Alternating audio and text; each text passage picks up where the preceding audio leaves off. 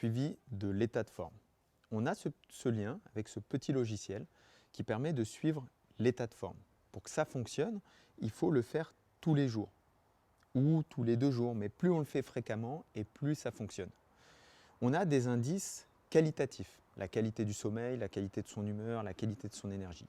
Puis on a des indices quantitatifs. Quel poids je fais, quel est mon pouls au repos.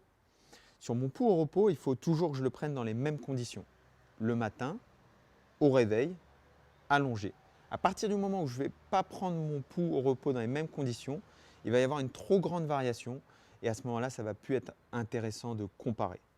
À partir du moment où le pouls au repos va trop augmenter par rapport à la moyenne, on a établi une moyenne sur quelques jours, ma moyenne c'est 50, et puis soudainement il est à 55, 56, c'est un drapeau rouge, c'est un signal d'alarme. Il va falloir être vigilant sur les prochaines séances et peut-être diminuer le volume ou alors peut-être s'arrêter un jour ou 2. L'évolution du poids, on va le faire au minimum 3 fois par semaine, à heure fixe, sur une tenue fixe. Soit on est en sous-vêtements, soit on est totalement nu, mais de toute façon dans une tenue fixe, de préférence le matin, au réveil, après être passé par les toilettes.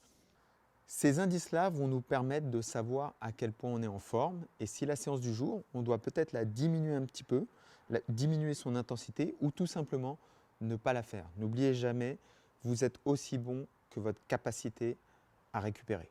En ce qui concerne les exercices de musculation, si dans les jours qui suivent mes exercices de musculation, j'ai aucune courbature, aucune raideur, aucune faiblesse dans les muscles que j'ai travaillés, j'ai certainement travaillé à une intensité qui est trop faible. Le stress mis sur mon muscle n'était pas assez important. Si dans les jours qui suivent ma séance de musculation, j'ai quelques petites raideurs, quelques petites faiblesses au niveau musculaire, je suis capable de faire aussi bien, mais je me sens un petit peu plus faible, sans avoir vraiment de courbature, on peut considérer que c'est le volume minimum qui me permet d'avoir des premiers progrès. Si dans les jours qui suivent la séance de musculation, j'ai des vraies courbatures qui durent 2-3 jours, j'ai une vraie faiblesse, j'ai des vraies raideurs, on peut considérer que je suis à peu près au maximum de ce qui est intéressant de faire pour progresser d'un point de vue musculaire. Si par contre, j'ai des raideurs, des courbatures, des faiblesses qui durent plus de 3-4 jours, 5 jours, que 5 jours après la première séance, je ne suis toujours pas capable de refaire la même séance avec le même niveau de performance, on peut considérer que j'ai été un petit peu trop loin dans ma séance de musculation et qu'il faudrait que je baisse un petit peu l'intensité, baisse un petit peu le volume pour progresser de la meilleure façon possible. Sur la nutrition, vous avez reçu un tableau, une killer list avec un ensemble d'éléments, d'aliments que vous pouvez consommer.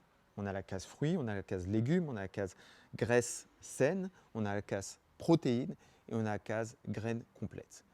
L'idée, c'est que 80% de votre alimentation proviennent de ces différentes cases. Comment ça se passe? On a des informations. Pour le midi, par exemple, j'ai conseillé 200 g de protéines. On prend la case protéines et puis on regarde, par exemple, du saumon. Et puis on va prendre 200 g de saumon cru.